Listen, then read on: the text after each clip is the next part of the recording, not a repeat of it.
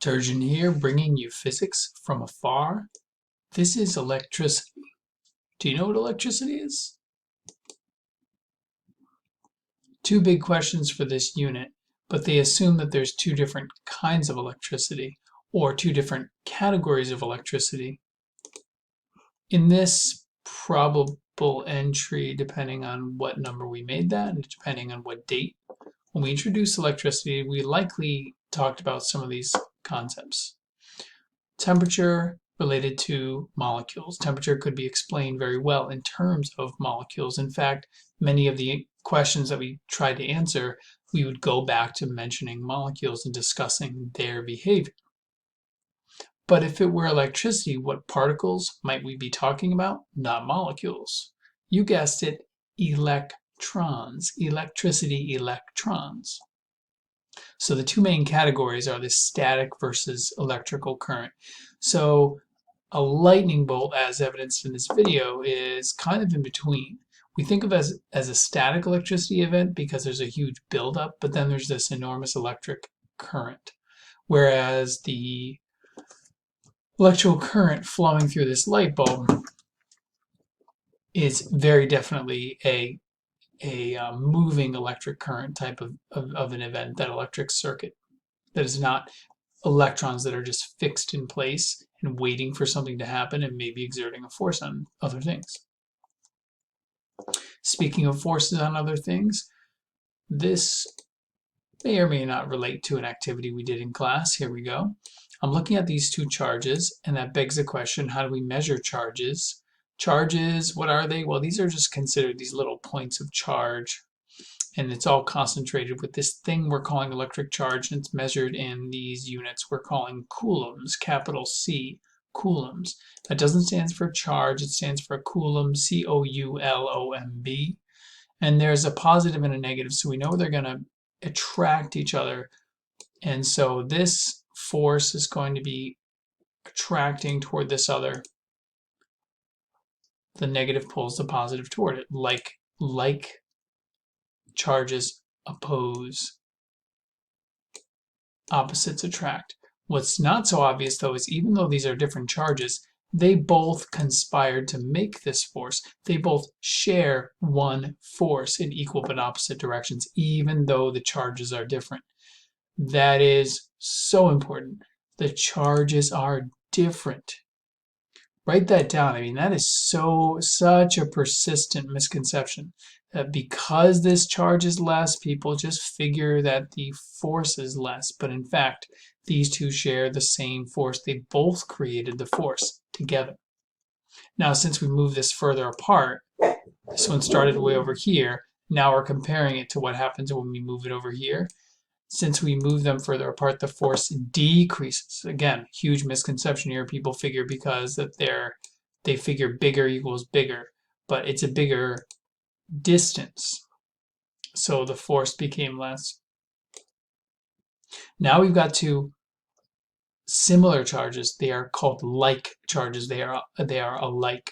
So now they're going to oppose. Not only are they going to oppose, but because this charge changed from 3 to 100, these are going to be much greater. In fact, it should be about 33 times greater, but I didn't draw that to scale.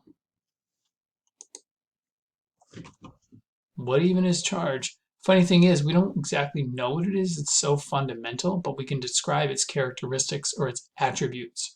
There are only two types, positive and negative. Already said that. Unit is the coulomb. There's a spelling. When you write out the unit, if you write out the word for the unit, it's lowercase. But when you put it as an abbreviation, it's capital. A coulomb is actually an insane amount of charge.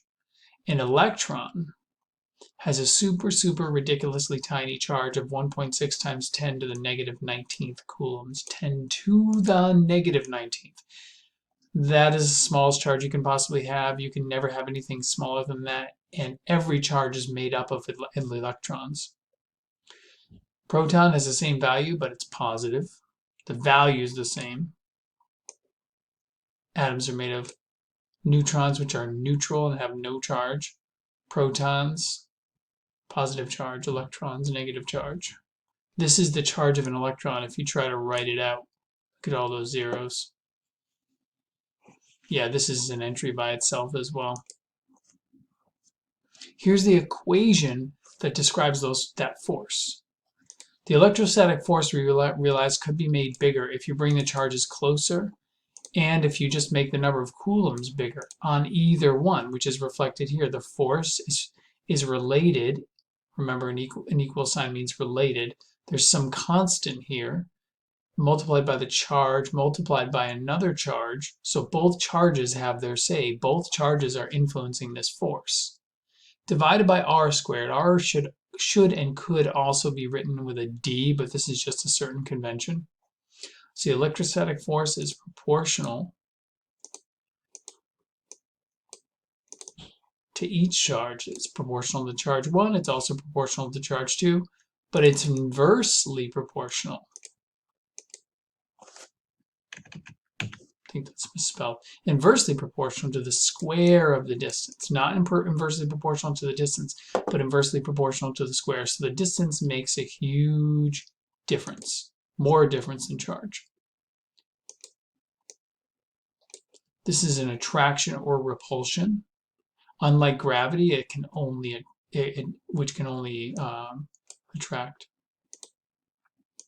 This is a universal constant, which is 9 billion.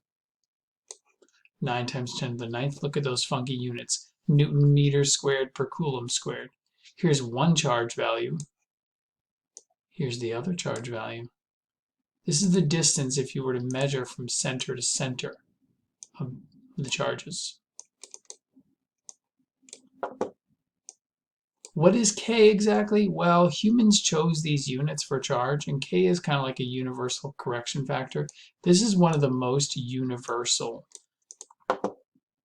forces in the universe, and E for electric. And K is sort of like a correction factor for the fact that we made up these units. We came up with these units as humans. Pause the video and try to calculate using this. You have everything you need. Pause the video.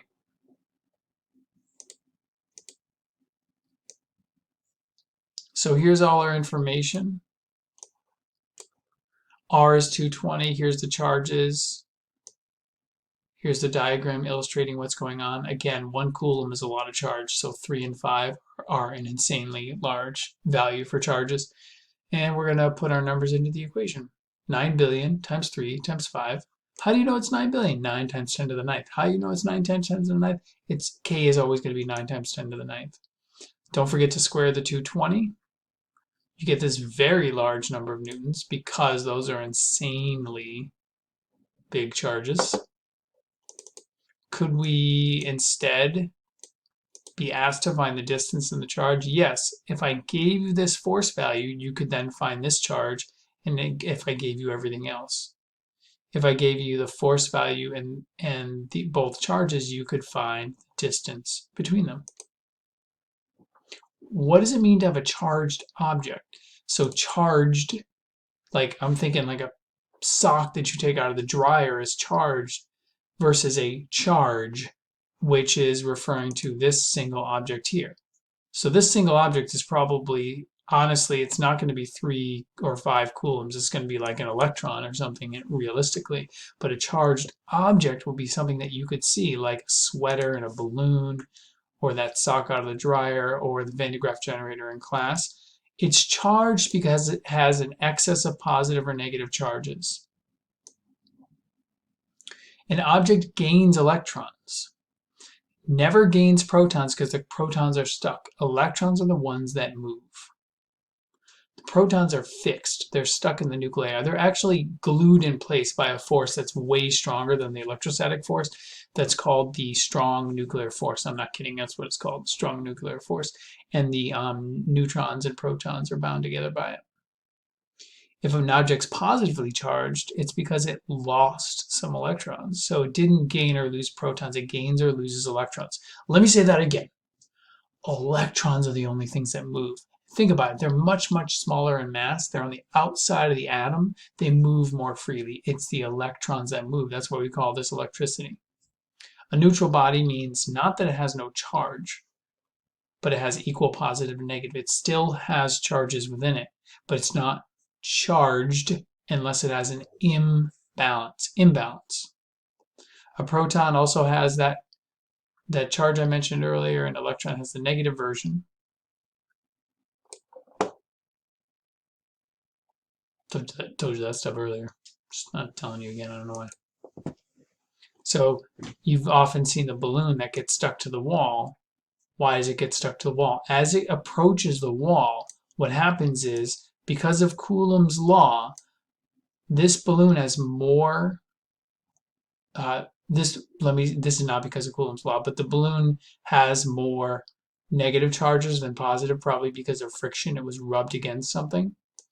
And then because of Coulomb's law, those negative charges repel these negative charges, which are more free to move than the positive charges. The positive charges are still stuck in place. So look what happens. Now there's this positive region where Coulomb's law comes into play, is these negative charges are way closer to these positive charges, and distance makes a huge difference. So there's a very large force on those. So they're going to be attracted to this wall. This is an induced charge separation. The wall is still neutral. Think about this. The wall is still neutral, but there is an induced charge separation. Induced is kind of like not as strong as produced, you know? There's an induced separation. It's sort of like influenced separation here, but the wall is still neutral. Isn't that weird? So induction is just that. You have a separation of charges